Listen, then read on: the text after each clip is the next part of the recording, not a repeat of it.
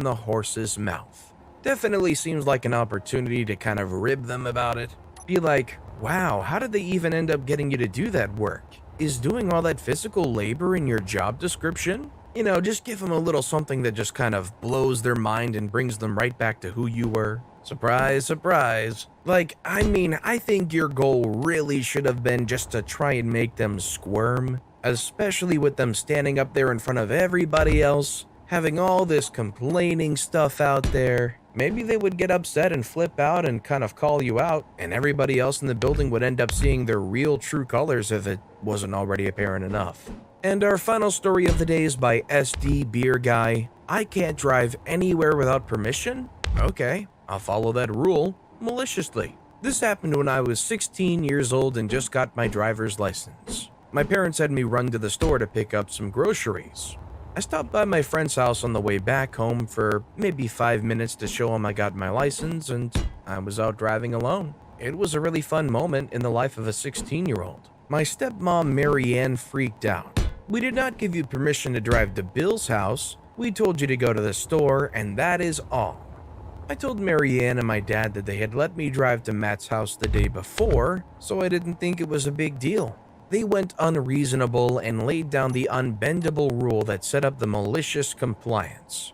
You are not allowed to drive anywhere we do not give explicit permission for you to drive. Period. End of sentence. Just because you were allowed to do it previously does not ever give you permission another time, ever. Fast forward 3 days later, my 13-year-old stepsister has been a jerk to me all day, and I'm sick of her BS. She goes quiet for about 30 minutes and then comes out all sticky sweet. Hey OP, it's time to take me to ballet. I've taken her to ballet 3 days a week since I got my license. It's basically one of my chores. But I see my opportunity to say, screw you to all 3 of them at once. Sorry Tina, I'm not allowed to take you to ballet. The parents didn't tell me to take you, and I don't want to get in trouble. She screams, she cries, she begs, she threatens. She calls her mom and leaves a message. She calls my dad and leaves a message. Just like Steve Miller says, time keeps on slipping into the future. I'm not sure I'm brave enough to hang on to the bitter end and actually go through with it. I'm shaking, but I know I've got them dead to rights. No call back from the parents, and the clock goes on past the start of her class. Stepmom comes home and Tina runs to meet her.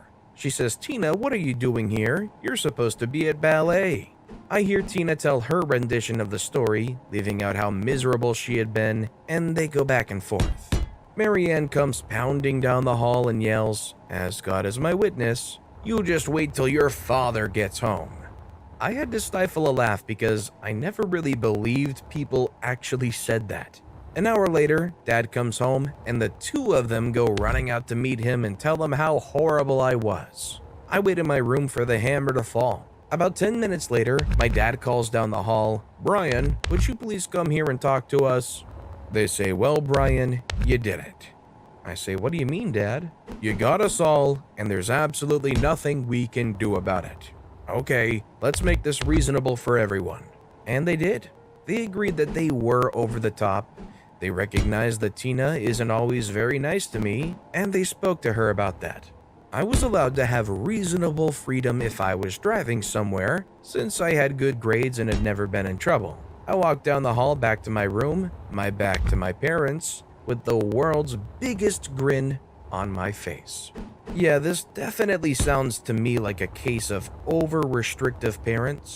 I don't know if that kind of behavior is more the stepmom's influence. I don't really want to be the kind of person to speculate, but to me it kind of just seems like that.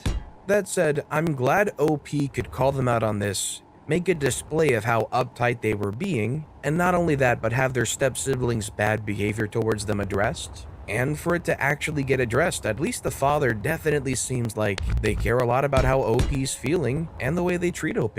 But with that being said, that's a wrap on another bunch of stories here today. As always, if you guys have any favorite videos of this bunch, let me know which one in the comments down below and why. And if you enjoyed the stories in general, if you could subscribe to this channel, it'd mean a lot to me. I make these videos daily, and it's by far and away the best way to support my channel. So no matter what you did, whether it was subscribing or liking, leaving a comment, I just appreciate the heck out of you guys. And as always, I'll be back tomorrow with even more stories right here on the Storytime channel.